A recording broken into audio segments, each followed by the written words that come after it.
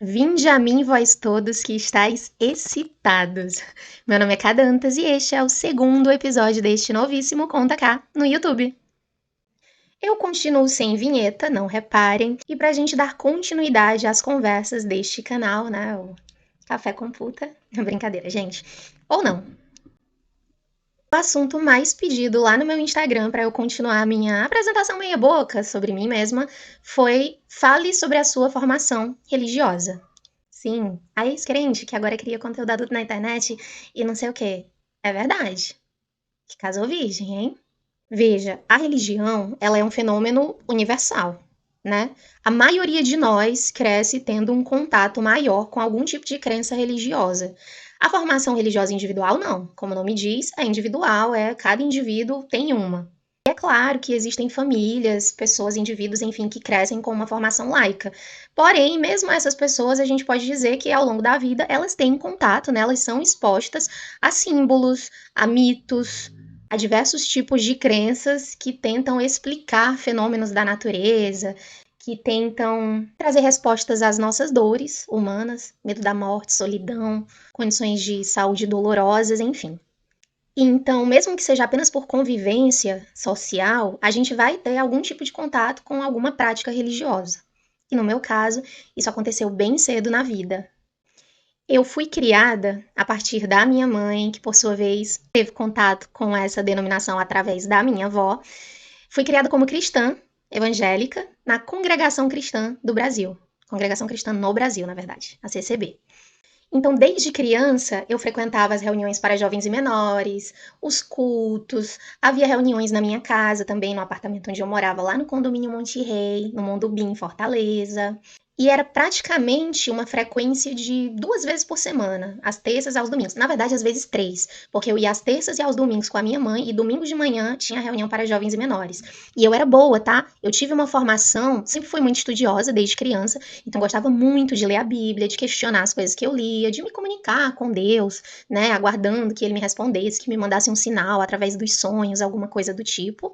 Então, até hoje, por exemplo, eu sei de cor vários capítulos da Bíblia, porque eu decorava para recitar nas reuniões de jovens e menores. Basicamente, eu ia à frente, assim, da Irmandade, na igreja, no dia da reunião, e eu recitava ali no microfone um capítulo da Bíblia de cor. Um capítulo, alguns versículos, enfim. E eu era muito boa nisso. Para quem sempre elogia a minha dicção, a minha forma de me comunicar, desde criança, sempre gostei de estudar lendo em voz alta. Então, para mim, era uma preocupação ler bonito.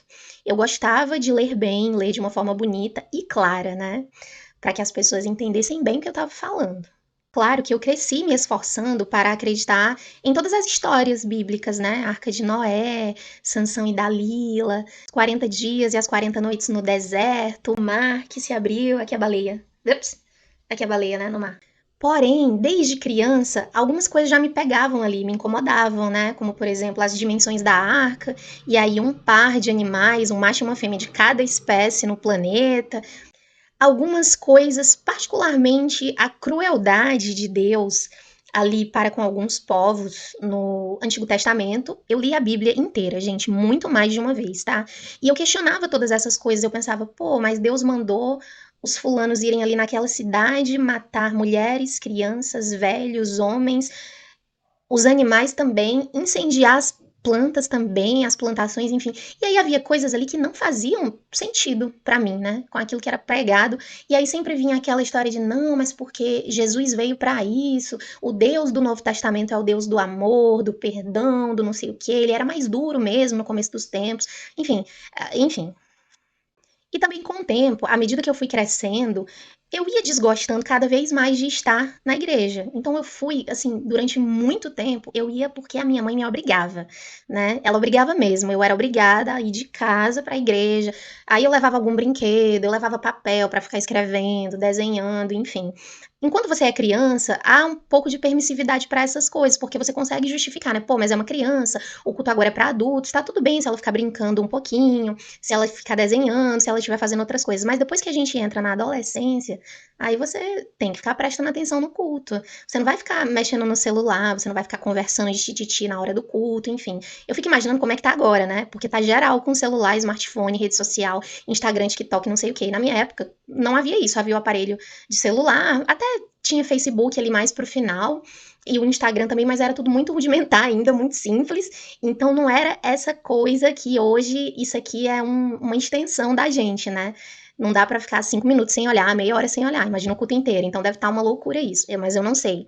E aí, à medida que eu fui crescendo, eu fui desgostando cada vez mais de ir, porque eu queria fazer coisas que adolescentes fazem. Eu queria ir pro cinema, eu queria sair com os meus amigos, e eu sempre tive uma vivência muito, muito tolhida por causa da igreja.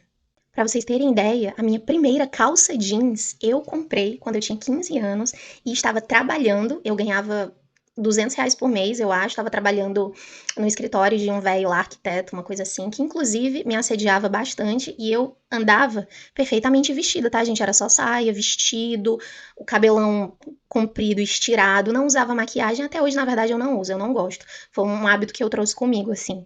Mas pra vocês verem, né? A irmãzinha, pura Ave Maria, magrinha, não tinha nada assim. E eu vivia sendo assediada por esse meu chefe da época. E a primeira calça jeans que eu comprei nessa época com o meu dinheiro, porque minha mãe não comprava short nem calça. Eu só usava calça no uniforme escolar. Mas nessa época, nos 15 anos, eu comecei a estudar no IFCE. E aí eu queria poder usar uma calça, né? Ficar parecida com as minhas colegas da escola. Eu também comecei a praticar esportes. Inclusive, joguei futsal e futebol escondida, porque minha mãe não deixava, né? Eram esportes de homens, de machos. Daí eu me lembro que teve uma vez que eu tive que pedir um par de chuteiras emprestadas. E puta que pariu, cara. Pedrinho, pô, tu tinha chulé naquela época, hein? Pé podre, podre, podre. E eu me lembro que ele me emprestou. Lindo meu cruxinho da época. E eu usei pra poder jogar um jogo, porque eu não tinha, né? Eu tinha uma basqueteirinha. Eu sei lá, aqueles tênisinhos da Nike, assim, que eram bem apertadinhos. Acho que chamava. Esqueci o nome do tênis, mas vocês devem. Vou ver se eu boto uma foto dele aqui. Aqui, sei lá. E aí tava machucando meu pé, porque eu já tava ficando pequena, eu não tinha dinheiro pra comprar uma chuteira, né? Eu ganhava muito pouco, ainda dava um dinheiro pra minha mãe, desses R$ 200 na época, eu acho. E aí ele me emprestou, e quando eu fui tirar esse diabo desse tênis dentro do ônibus, pra que eu fiz isso, gente? Tava podre, parecia assim que eu tinha puxado um cadáver, que tinha um morto em decomposição há um dia, 24, 48 horas nos meus pés ali e apodreceu o ônibus inteiro. Eu queria morrer. Eu queria que se abrisse um buraco no banco do ônibus e eu caísse para fora do ônibus e fosse atropelada, esmigalhada por causa do fedor que tomou este ônibus. Aí eu acabei não pedindo mais emprestado, eu fui me afastando cada vez mais do futebol, do futsal, porque eu não tinha como investir pra jogar nesses times e me dediquei ao handball. Eu fui atletinha, viu, no meu ensino médio, eu fazia vários esportes, natação, futebol, futsal, handball. E aí na época a minha mãe ficou sabendo que eu tava jogando escondida, porque ela viu a chuteira, e ela comprou pra mim parcelado uma basqueteira, aí sim, da Nike, que era bonitão, meu sapato, pô, ficava bonito nas minhas pernas, viu? Porque ele era mais altinho assim, as pernas grossinhas, né? E aí eu fiquei me dedicando só ao handball. E assim, o IFCE, Instituto Federal do Ceará, ele mudou a minha vida, porque foi só nesse momento da vida que eu adquiri alguma liberdade para exercitar a minha adolescência e fazer coisas de adolescente, almoçar com os colegas, pegar um ônibus sozinha, né, para sair de casa para voltar para casa, voltava à noite, às vezes 9, 10 horas, porque estava jogando na escola. Então, esse período de ensino médio na minha vida foi fundamental também para que eu começasse a construir a minha identidade para além do âmbito religioso, para além da igreja, que era a única coisa que eu conhecia, além dos meus amiguinhos e amiguinhas no condomínio onde eu morava. Mas aí, enfim, nós brincávamos apenas, né? Não há, eu tinha uma vizinha que era uma boa leitora, ela me emprestava livros, a gente assistia a filmes também. Então, essas pequenas fugas da formação religiosa foram o que me ajudou mesmo a construir a minha identidade própria. Porque senão, o que vocês teriam diante de vocês agora seria apenas uma mulher bem sequelada. Bem sequelada. E a igreja, a vida para a igreja, seja na infância, na adolescência, no início da idade adulta, ela faz isso, né?